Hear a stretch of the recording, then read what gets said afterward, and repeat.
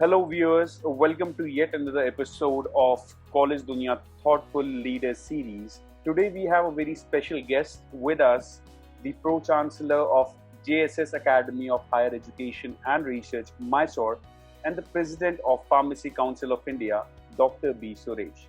We welcome to you to our show, sir. Thank you. My pleasure.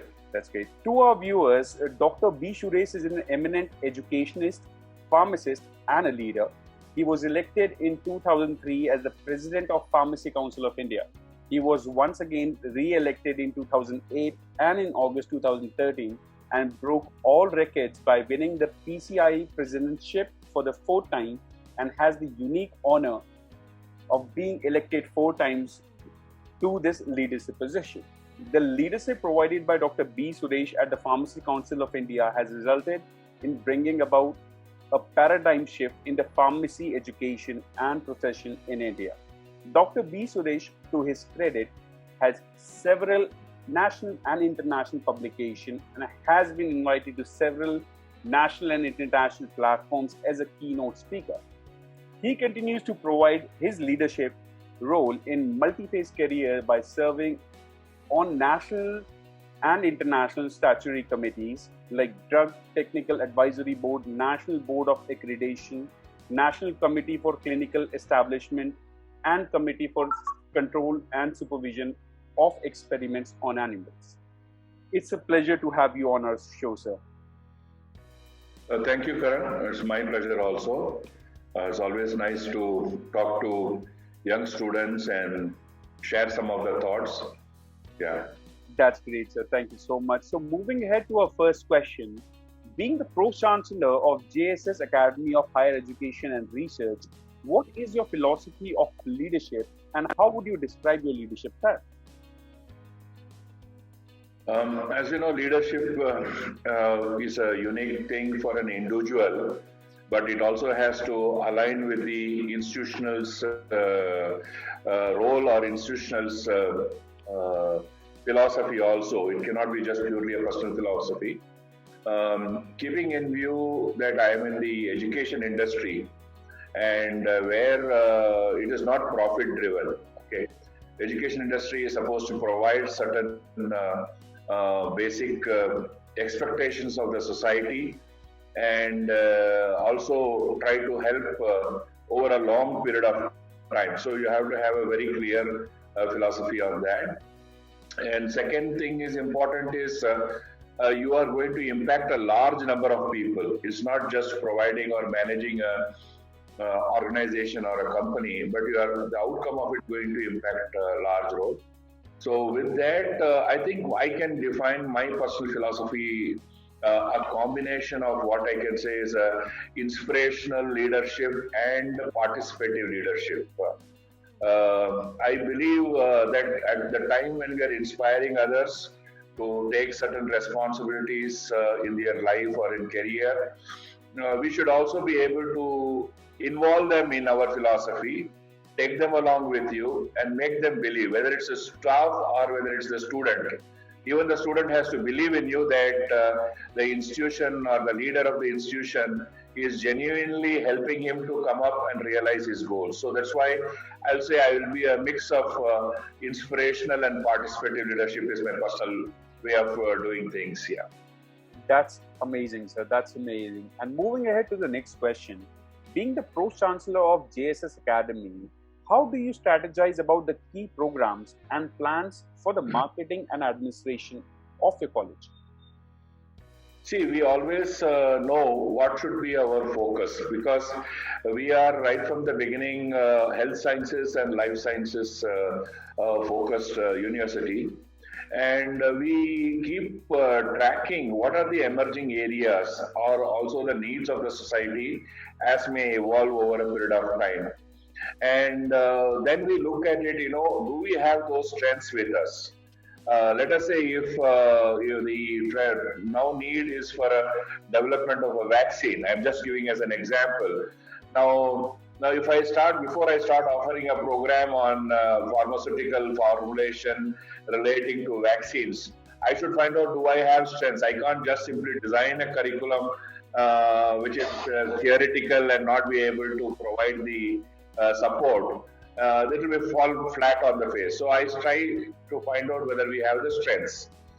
Then, based on the strengths and the emerging area which is there, we try to design first a curriculum which would see whether it fits into a program which can be either an undergraduate degree or a postgraduate degree or a postgraduate diploma. It may vary depending upon these. And let us say artificial intelligence and health. It's a very niche area. To offer a full-fledged undergraduate program makes no sense. So it should be somebody who is interested in knowing a bit of health sciences and artificial intelligence. We should be able to provide them that education and training which is required. So we try to strategize that curriculum and the program at the level which it should be offered. And then we share it with the industry stakeholders that, do you believe that this curriculum is an alignment with what you are looking for? And would you feel that if graduates or students come out with these qualifications, they'll be employable and there is a need? All these things is assessed. And then we put it across and then we reach out to our stakeholders, maybe the students who are just out of their college or school, or maybe the students who are already working in a company and they would like to take additional qualifications. So like that. Then last is the stage where we reach for the marketing to the students, which is there. That's amazing. Very well put, sir. And what do you think your roles and responsibilities to the institution and the students are? See, as an institution, I would put it this way: what are the roles of an institution on one side, and then what are the roles expected of the student on the other side, and how I can help both of them to realize as a leader what is there. So first one is, if I would like to look at the institution's role, what it should be an institution's role, it should be what you call as, I put it as, support the students' need and expectations. That should be our only philosophy, nothing else. Because our main stakeholder is the student. He comes to you expecting that what you are going to provide is going to be very valuable to him, not just for the moment, but throughout his life. He is making what we call as a life-determining or a life-changing process in his life. So it is very important for us to understand that we are achieving the student satisfaction and meeting the students' expectations. So I think these are the first thing at the institution level. Coming to the students, what I always try to tell the students is that you aim for the best, you aspire for it, because without aspiration then you don't realize, and maximize what you have in your hand. But if the institution is providing you infrastructure, if it's institution providing the best resources, maximize it and take it. And as a leader, it is my role to see that I bridge both these things, institution's role and students' role, try to see that the best is available to the students, and I make sure that the students are able to utilize it to the maximum level. I think this is where I look as a leader or a pro-chancellor to do it. As a pro-chancellor, of course, I do give a larger vision to an organization and look at it where it should go in the next 5 years and 10 years. But in the process, we should not forget what is really at the ground level also. So I try to remain connected. Yeah. That's amazing, sir. Keeping both the perspective together and acting as a bridge to make both the things work. It's really amazing. It's really commendable, sir. And, moving ahead to the next question, what would you like the students or the stakeholders to know about your institute, which they might not know? See, in simple words, which perhaps people know, it's a good institution, there is medical programs, there are pharmacy programs. What I would like to say is one of the basic philosophical which has been underlying in us is just two words, that is quality and excellence. So anything we plan at our institution, it will not be just for the sake of offering something to a student or something.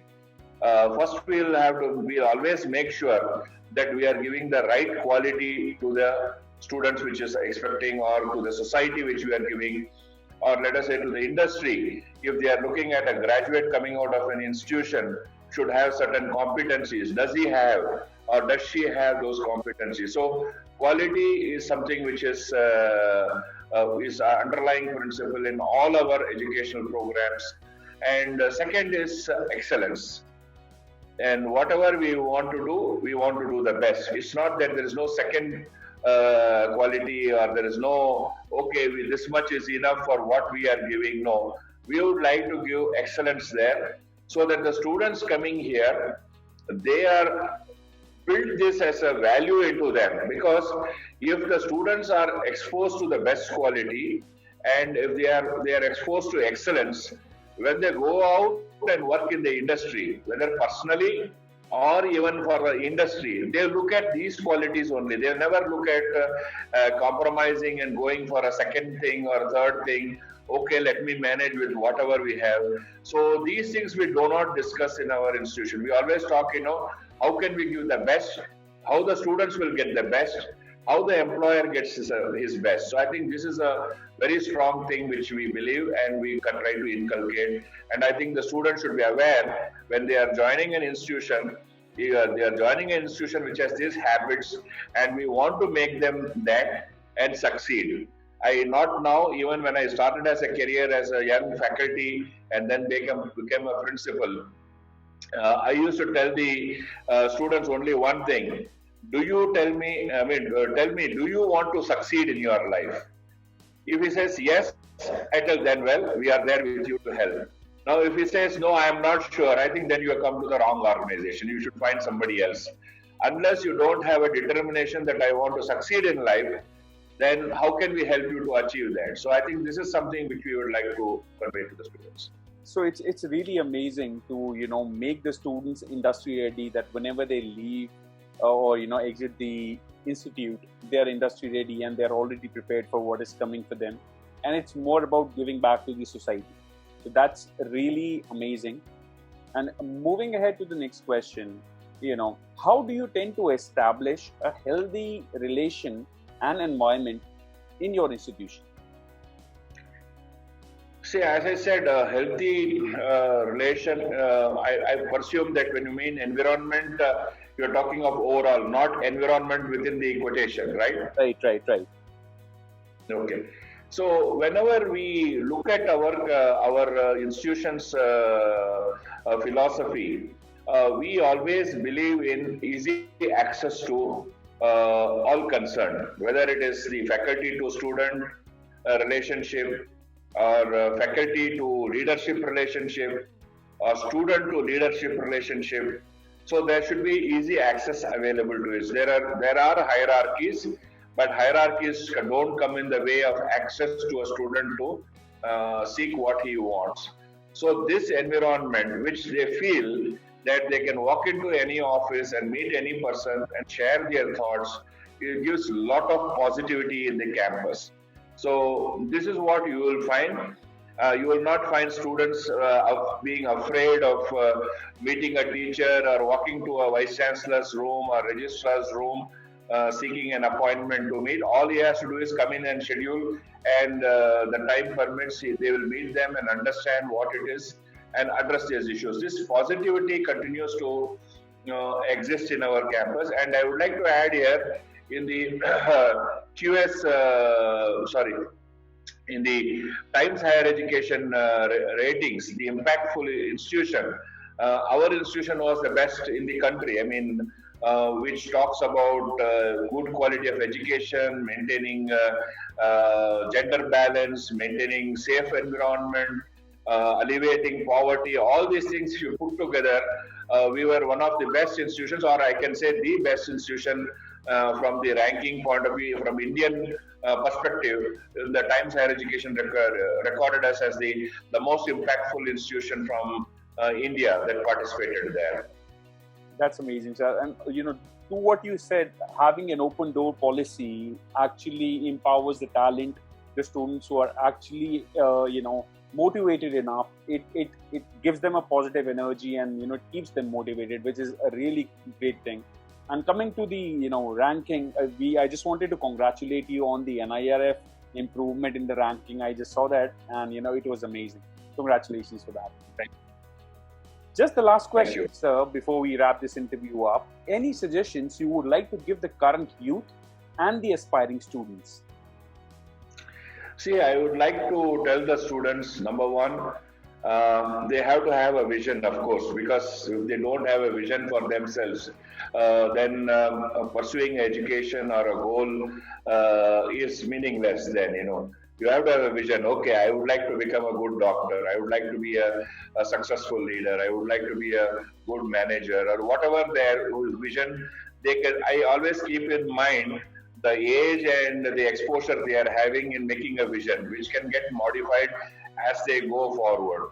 But that should be there. And once they have the vision, they should be focused that, okay, how do I realize that? That you should not try to jump here and there, and they should try to be focused. And lastly, I would like to tell them is, to keep trying. Keep trying.